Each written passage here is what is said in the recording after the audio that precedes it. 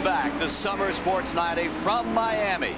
It's the Miami Motorcycle Grand Prix. We're midway in the event with Dave Despain and Mike Joy. I'm Ken Squire. Little amphibious action here just off the course.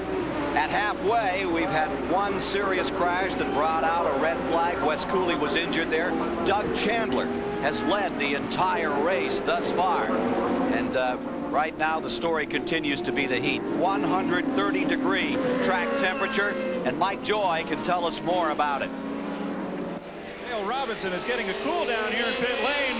Don't get up. Are you okay? I'm okay now. From about the 9th lap, I had cramp in my shoulders.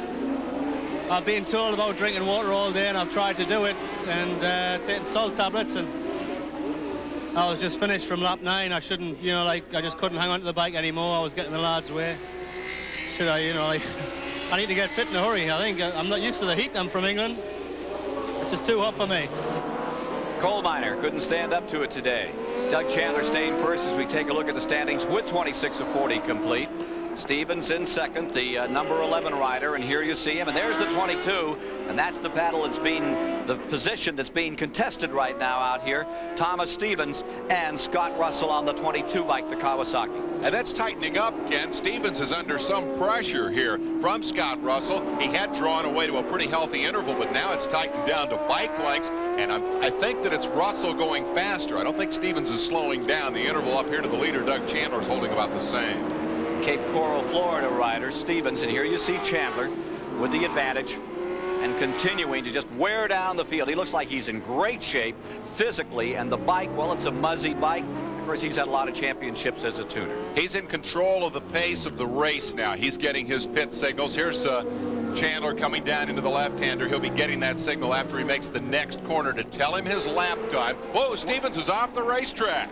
Thomas Stevens, 5th in points, had a real chance to gain. He's in big trouble here. Kenny didn't crash. There's no damage to the bike. I think he overshot the corner, went off the road. The engine's dead. And he wants somebody to assist. You can see him motioning back for one of the corner workers to give him some assistance and try to get back in this event. He needs a restart. Question is, will the bike fire? The concern the corner worker has is the oncoming traffic. If somebody else skids out through there, they both get T-boned. The Terry Vance, Brian Hines, Yamaha, they're trying to get it refired, get him back in this event. It's been a great run thus far for Thomas Stevens, who set on the pole at Daytona earlier this year. Still hasn't fired. Well, the problem is the corner worker's not got his heart in pushing it. There, he finally got it lit off, and he'll get back into the race, and I believe still in the top 10. But nearly a lap behind David, falling from 2nd to 7th, number 11. And appropriating first place, it'll be number 22, Scott Russell, the Jonesboro, Georgia rider, 25 years old. He's already had 1 second place this year at Loudon, New Hampshire, working on a second here in the Miami Motorcycle Grand Prix. More in a moment. Party people in the crib get hype. Come on. Hey, hey,叫ぼう。Hey, hey, 生きるために。君は地球を感じ取る。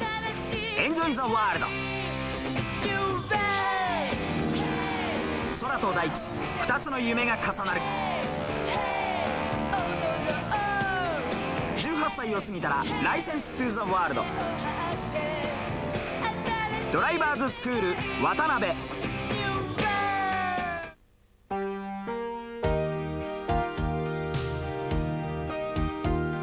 自然との調和、大塚美容外科。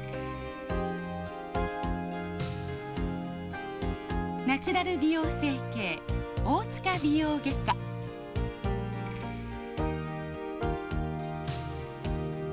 JR 山手線大塚北口0分、大塚美容外科。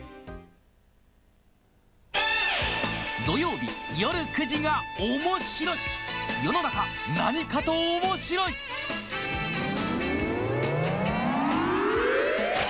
今明日を覗いてみよう。特別のテレビコロンブス。興味津々やぶにらみ、ブームの裏側、うまいもの、素敵な人との巡り合い、そして多彩なゲストで送る情報山盛りの1時間。